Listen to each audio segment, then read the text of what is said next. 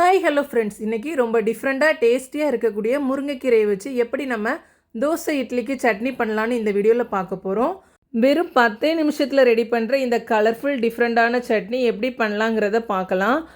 நான் இன்றைக்கி இந்த வீடியோவில் 2 நேரம் டிஃபனுக்கு நான் சாப்பிட்ற மாதிரி சட்னி பண்ணுறேன். ஸோ குவான்டிட்டி எல்லாமே கொஞ்சம் அதிகமாக எடுத்துருக்கிறேன்.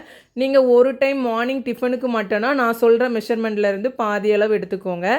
இப்போ ஒரு பேன் எடுத்து 2 ஸ்பூன் அளவு வேர்க்கடலையை நல்லா வறுத்து எடுத்துக்கிறேன். ஆல்ரெடி உங்கள்கிட்ட வறுத்த வேர்க்கடலை இருந்துச்சுன்னா நீங்கள் அப்படியே ஆட் பண்ணிக்கலாம். நல்ல வேர்க்கடலையோட வாசனை வந்ததும் ஒரு தனியாக பிளேட்டுக்கு மாற்றி அதை நல்லா க்ளீன் பண்ணி எடுத்து வச்சுக்கிட்டேங்க. முருங்கைக்கீரையில் கால்சியம் அயன் அதிகம் இருக்குது. ஸோ குழந்தைங்க நம்ம பொரியலாக பண்ணி கொடுத்தா சம்டைம்ஸ் சாப்பிட மாட்டாங்க. இந்த மாதிரி டிஃப்ரெண்ட் சட்னியாக நீங்கள் ட்ரை பண்ணுறப்ப அவங்க நல்லா விரும்பி சாப்பிடுவாங்க.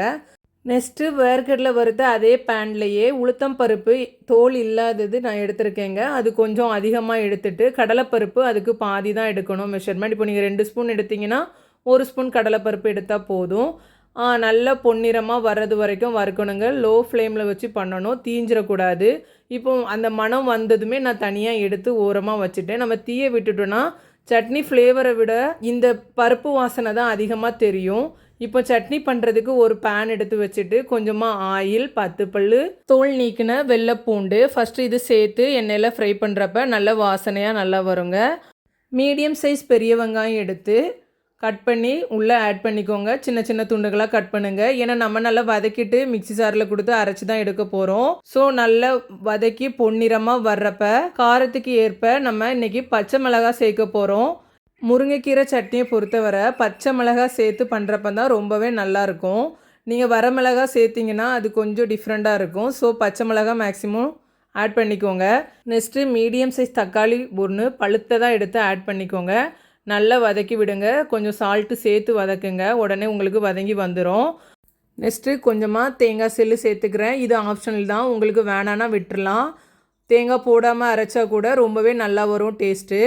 பட் நான் தேங்காய் சேர்த்துக்கிறது எங்கள் வீட்டில் எல்லாத்துக்கும் பிடிக்குங்கிறனால சேர்த்துக்கிட்டேன். இப்போ நம்ம நல்லா வாஷ் பண்ணி எடுத்து வச்சுருக்கிற முருங்கைத்தலையை உள்ளே ஆட் பண்ணிக்கலாம். கொஞ்சம் மூடி போடக்கூடாதுங்க, நல்லா வதங்கி வரணும். வதங்கி வந்ததும் உங்களுக்கே தெரியும்ல, அந்த டார்க் க்ரீன் ஆகும்ல, நல்லா வதங்கி வர்றது அந்த லெவல் வரைக்கும் வதக்கிக்கோங்க. வதக்கிட்டு இந்த ஸ்டேஜில் புளி சேர்த்து கொஞ்சம் உப்பும் சேர்த்துக்கோங்க.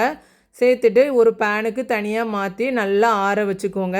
முருங்கைக்கீரை இப்போல்லாம் சீசன் தாங்க. சீசன் டைம் நம்ம பொரியல், சாம்பார், கூட்டு நிறைய டிஃப்ரெண்ட்டாக ட்ரை பண்ணுவோம். நீங்கள் ரெகுலராக வைக்காட்டாலும் ஒரு வாரத்தில் ஒரு நாள் இந்த டிஃப்ரெண்ட்டான சட்னி ட்ரை பண்ணிங்கன்னா ரொம்பவே உங்கள் வீட்டில் விரும்பி டிஃபனாக இருந்தாலும் டின்னராக இருந்தாலும் சாப்பிடுவாங்க.